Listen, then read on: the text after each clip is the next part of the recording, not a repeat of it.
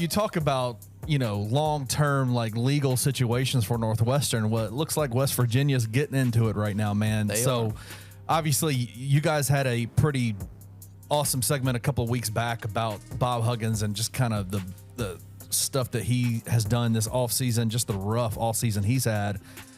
He ended up resigning, right? Like they put out, West Virginia put out a statement saying that he was resigning. He had talked to his players, this, that, and the third. Well, then all of a sudden, a law firm reaches back out and says he never actually resigned. Well, now Bob Huggins has put out a statement, and I don't even know what. It's a long.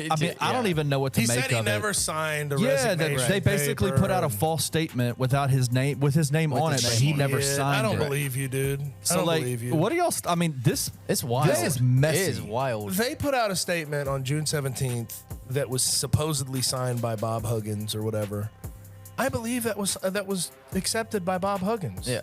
Why? You know how stupid on the back? Like, West Virginia would have known they opened themselves for litigation if they put out a statement that wasn't his, or he hadn't signed off on. And it said, I, Bob Huggins, resign formally today. But here's what they're saying is that it came from his wife. Yeah. That statement came from his wife's email to Ren Baker, that's the AD. Insane. But then the wife, then there's the assumption that the wife checked it with him or whatever. That's just, this is messy as hell. And also, West Virginia screwed the lawyers. Bob Huggins wants to be reinstated, right? Brother, I have news for you. It's not going to happen. You are not going to coach West Virginia ever again. Yeah. You're not. You said an anti-gay slur twice, not once, twice on Cincinnati radio. Double down. And then 3 weeks later, you blew a .21 in a city that you didn't even know you were in. Like, you're not going to coach student athletes anymore. I'm sorry. Now, I think in the end of the day, if I'm reading through all this isn't about him coaching again. This is about him getting money on the way out. Right. Before fired for cause situation. Right. But how greedy do you have to be? How big of a douchebag do you have to be? Yeah, that's where I'm at. Like at this point in time, with everything that you just mentioned that he's done, and not mentioning his intervehicular garbage can. No, he's recycling enthusiast, according to his daughter. Can we copyright that? Intervehicular garbage can. Intervehicular garbage. That's pretty good. Off the dome. That's good. Why not just step out of the way? Why not just look?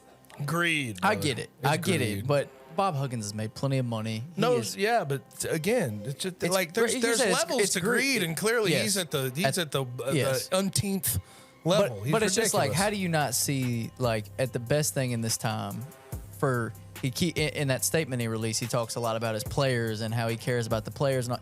If you cared about all that stuff, just step out and let it happen, and let they already have a new coach who's recruiting players, trying to keep players and all this stuff. Interim coach. And by the way, this was his lead assistant. Right. Is he your friend? Like, you're treating him like shit and putting him in a bad situation. Ren Baker, who we like in Memphis, we all like Ren Baker. Yeah. Who just he finally broke through, got the Power 5 AD job. You're treating him like shit through this process. Right. I just, after a 40 plus year career being a great college coach, you're going out like this. Yeah. This is your choice. It's tarnished. Like, it takes a back seat to everything else that happened on the way out. Like, he ain't gonna care if he's got an extra $50 million sitting on Cancun beaches. How much money does he have right now? A lot. Tens of millions of dollars. Absolutely. He couldn't spend it all if he tried. Well, I guess he could. Yeah. But it would be really hard to spend all of it with the remaining life keep racking up DUIs. On his intervehicular garbage can, he could spend it all. Well, you can only rack up so many DUIs before you can't drive a car anymore. That's also true. But then if you keep driving a car, those fines then you'd be in prison and the money wouldn't matter anyway. That's what I'm saying. But like, I just, man. Yeah. You have to be a greedy a-hole. Yeah.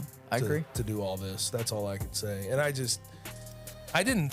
never have thought that highly of Bob Huggins, but this puts his name in the trash can for me. Yeah, it's messy, man. Very messy.